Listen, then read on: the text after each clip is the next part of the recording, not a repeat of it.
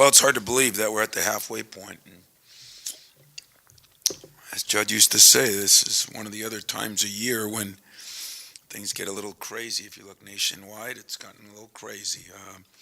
If you're looking at the film of the Georgetown game, as hard and good as we played against Iowa, I thought we did not play very good. We did not play as hard, and we did not play as well, of course, against Georgetown. We just didn't make shots, didn't make free throws, didn't rebound the ball, and disappointed that one of the reasons we went there is to try to get on a big stage and see how we handled it. And I told my team we flunked the test. We did not handle it very well, and yet I must say we had great practices. I felt good about that. I felt good about um, our preparation, and yet maybe getting there instead of looking intense, I thought we looked cool.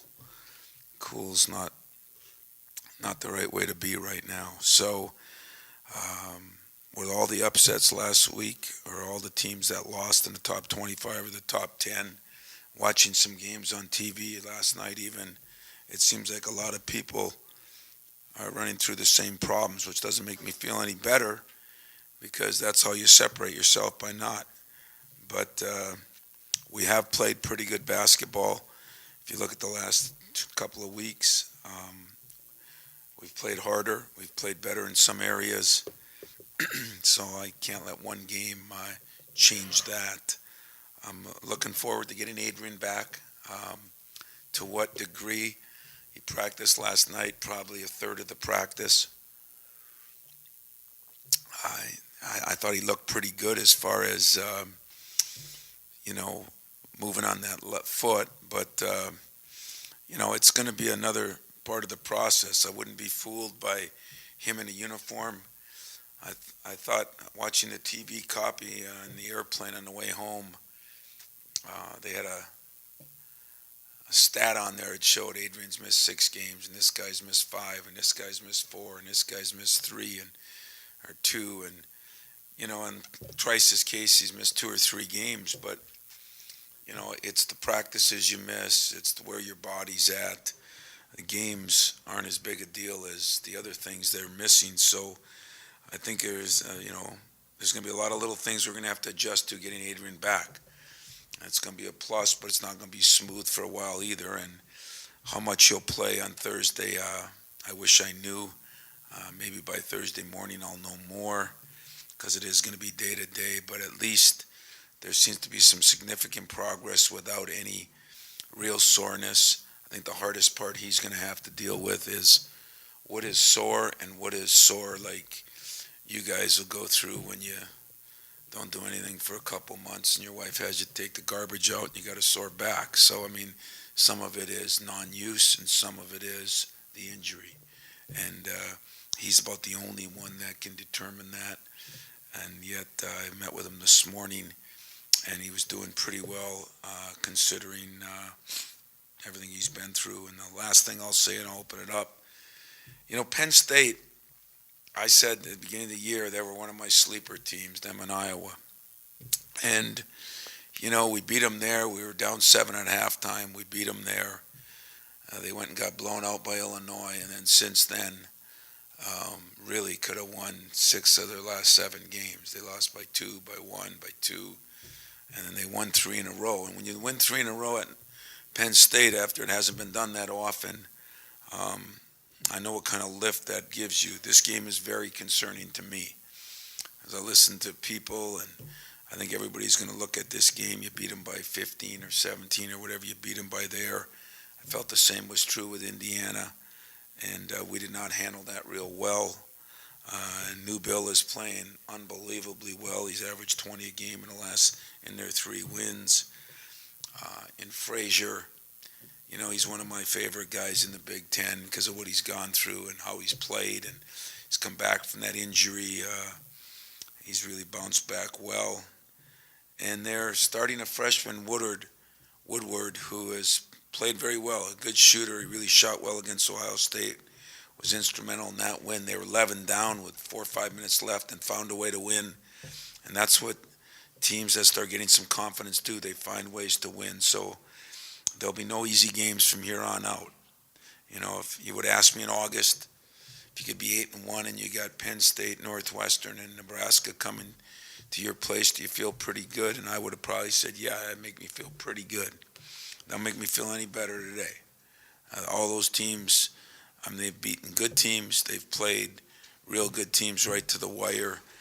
And Penn State is for real. They're well coached. They got experience. They got great guard play. They got seniors, fifth-year guys playing. And we're going to have to play a lot better than we did on Saturday for sure. So open up to some questions. Tom, I saw AP walking across campus and he was limping really bad. I know that some of that's just going to be what you talked about, not being in use. How much is there when a guy comes back from injury, atrophy, where they're adjusting? You know, I'll be honest with you. When I watch AP, the guy hasn't played in a long time. He hasn't had a date in a month.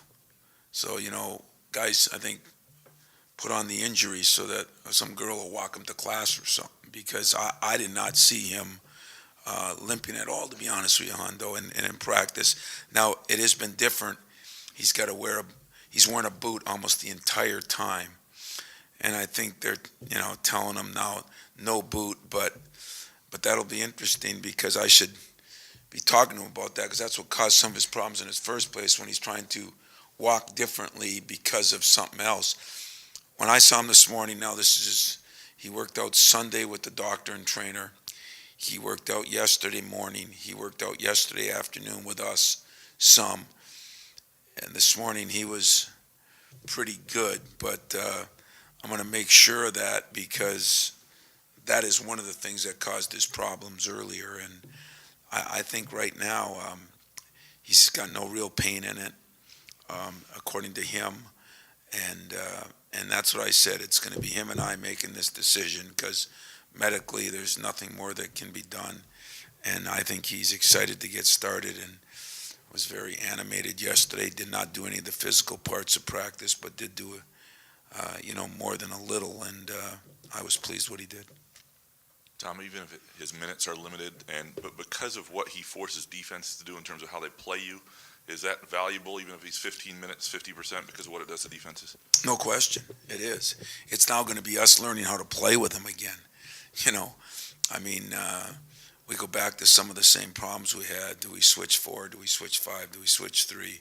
You know, there's so many little things at how we play ball screens, because we'll play them different with his ability. We might switch 4 with his ability, where we haven't been able to lately when him and Dawson are out. So we're going to have to relearn how to play, and that part of it is going to be hard. But getting him back, and just his skill level, and his what he can do for Keith, what he can do for Gary, I think is as valuable as what he can do for him or for our team. I mean, he does it for our team, for what he does for guys like Keith, Gary, and Trav, and Zell. But he also would help Costello out, you know. I've been throwing 3 different guys in there with Costello, and you know, he played one real good game, one really poor game, and I think part of that is too, you know, you're moving his running mate is the other forward, and that part has been so much harder than you would have realized watching from the stands, or even sometimes from my perspective. I don't see it as much. So, yeah, it's going to help us a lot. It's going to be another threat. It'll be a threat inside that we haven't had. And it'll be good on ball screens, because they're going to have to play them different themselves. Another pain question. With his conditioning, I know that's a big thing when guys are hurt and you work so hard to keep guys up. Do you have a sense for his wind and how he is in that way right now? No, because for a while we just did nothing. We just wanted him, you know, I wanted to make sure he was doing nothing. And then when we started the rehab part of it, Adrian wasn't the greatest bike rider in captivity, and so we had to work on that. He's actually a real good swimmer, believe it or not, but he got in the pool some, I guess. But yeah, that's a worry of mine. But at least we can control that somewhat, you know, by intervals of 2-3 minutes or things like that. And you know what I did learn about him There's always a positive that comes out of just about every negative. That Ohio State game when we didn't think he was going to play and he came in and played, he kind of showed that he could play through some pain in that. Now he's going to have to learn how to play through fatigue in that. And that impressed me about him. I didn't know he had that in him. I talked to him about it this morning, and I think it'll help him now in this stretch coming back. Are we over here yet? Tom, I'm wondering in the little guy back here, I'm wondering in the Izzo drives you nuts meter where the Knox, the Big Ten, is taking ranks. I mean, it seems like if you have a top team or a really couple of good teams, it's considered a great conference. When you have everybody winning, it's considered weak. I know Ohio State and Wisconsin are taking their lumps, but people are beating each other, which is kind of what you want in a league, isn't it? Well, I want it as long as I'm on the top. But I'm not sure I'm crazy about pro football that a team a year or two ago, 9-7, wins the Super Bowl. We're a society of mediocrity. I mean, let's face it. That's what everybody wants. They talk about dragging the bottom up. What they really have, I think, want to do a lot of things is drag the top down. I'm just amazed, though, over the years, Duke and Carolina have carried the ACC. No question about it, and deservingly so. But it was Duke and Carolina, and as you say, when the bottom teams start winning, that's an assessment that the middle to top teams aren't very good. And I look at it as just the opposite. I mean, not one thing I thought at the beginning of the year. The only thing that's changed maybe is I had Illinois a little higher, but didn't surprise me on Nebraska. Doesn't surprise me, Didn't totally surprise me on Northwestern, even though I knew Chris for a long time and where he's from, but I didn't know how he'd be a head coach. But I did talk about the guys they had sitting out last year and thought they were going to have a lot back. And so there's been no real surprises to me, and I think the league is really, really good. And as much as we think that everybody thinks everybody's really good, I don't think fans understand how good, Northwestern, Penn State, and Nebraska are. I really don't. They guard. I talked about those coaches. I thought they were Nebraska and Penn State. I ballyhooed those guys since they came in the league. So people are going to take shots where they're going to take shots. It's in this day. And now the next 10 seconds will be brought to you by Twitter. Get my commercial in here. But this day and age of that compounds the problems, because everything becomes a life of its own. I don't really care anymore what they think. I know where this league is. I fought for it early when it was us in Wisconsin or us in Illinois, and I'm fighting for it late. And we could say let the tournament do its talking, but we haven't won a championship. And if that's the ultimate, I guess, then deservingly so, we get ripped. But the number of teams we're getting in, if you look at the whole Big Ten's non-conference schedule, I think there's a lot of teams that have upgraded their schedule in the last 2 or 3 years. We didn't have to be one of them because we've always upgraded it. But I think the whole league has upgraded their schedule. And I'm not going to apologize or even give credence to what people are saying. There's a couple teams struggling. They're pretty good. But a couple of those teams started out 15-0 playing good people. So they're struggling, There are problems this day and age with confidence with kids. And you laugh about it and you think I'm making fun of it. I'm not. I'm so serious. It's scary. It's wait until some of your kids get called out on those social media things, see how they handle it. And I think it's caused some of this. I really do. And I think it's around the country. I mean, all of a sudden Marcus Smart isn't a good player. The guy is a good player. He's just becoming a product of the pressure and the things that these guys are under, and that's That's what we combat every day, and it's way worse in the last 2-3 years than it was before. And so the commercial ends. You didn't even have to pay $30 million or whatever they paid for the Super Bowl ones, and you got mine. But it's not. I'm not making fun of it anymore. I'm just telling you the facts. And so I think that's the cause of some of that. You lose a game or two. What you got to do is try to make sure you don't have those 3-4 game losing streaks, because then you really get bashed and the confidence really goes to hell.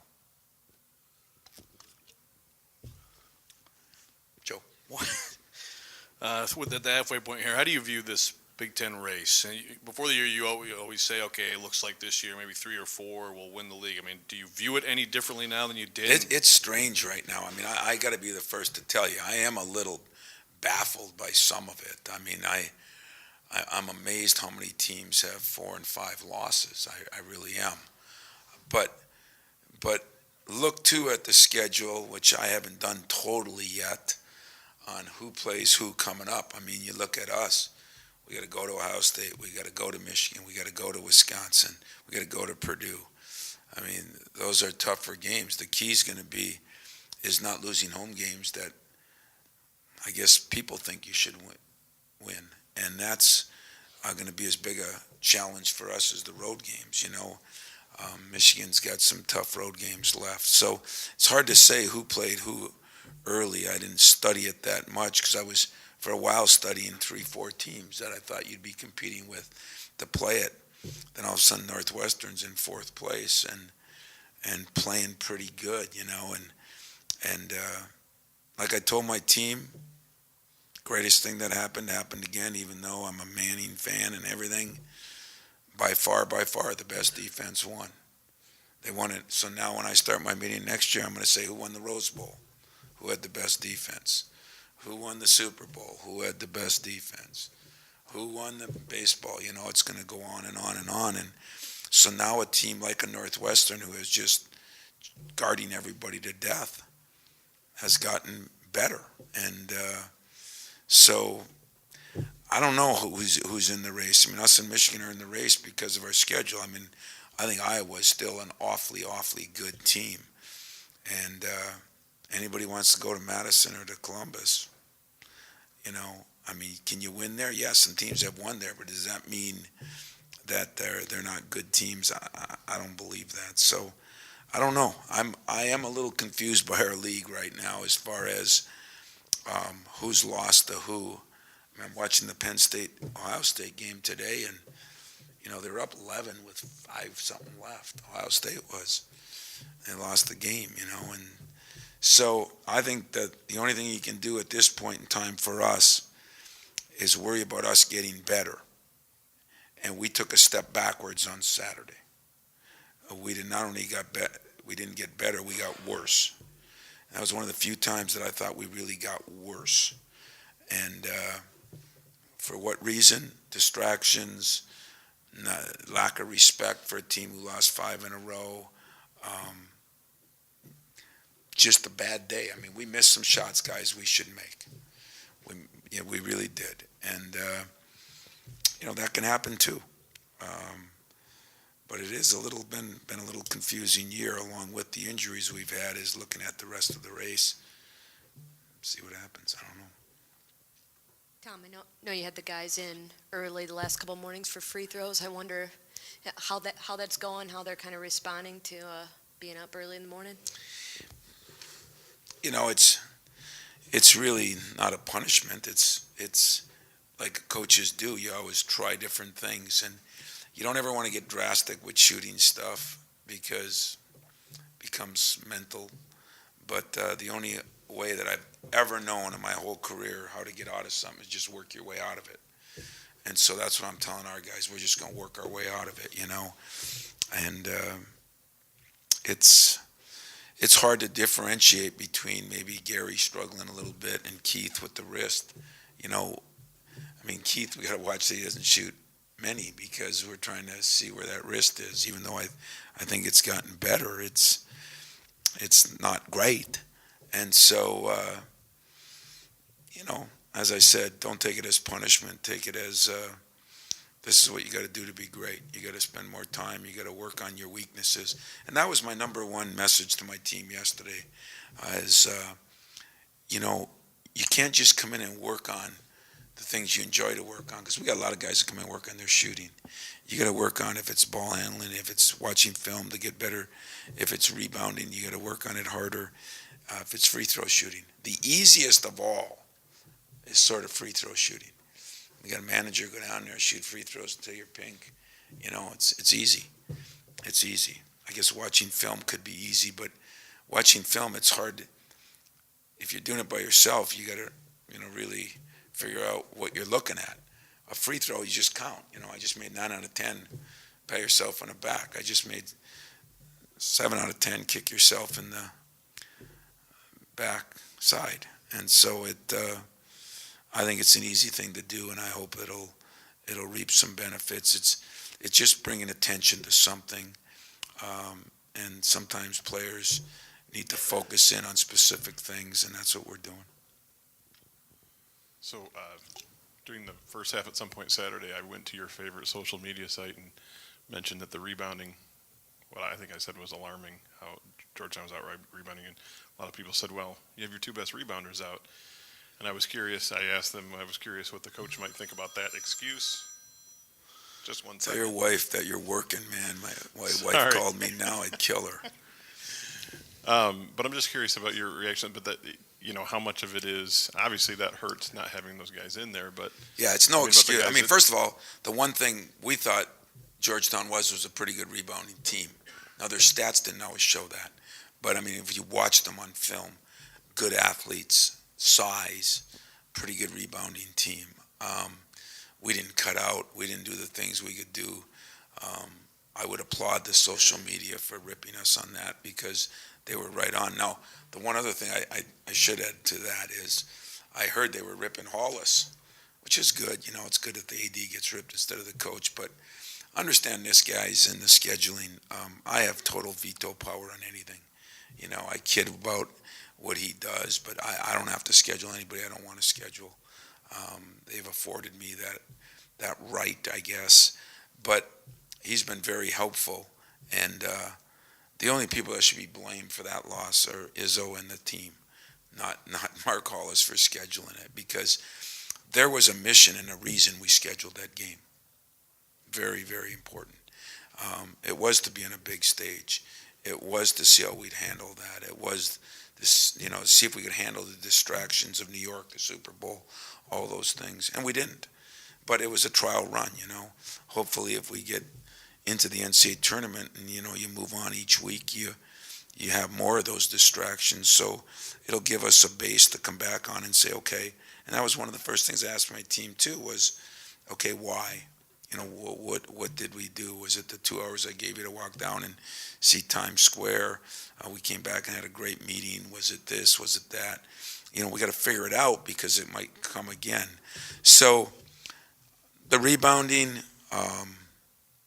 we did not rebound very well. Yes, we have 16 to 18 boards on our bench, but that's no excuse for.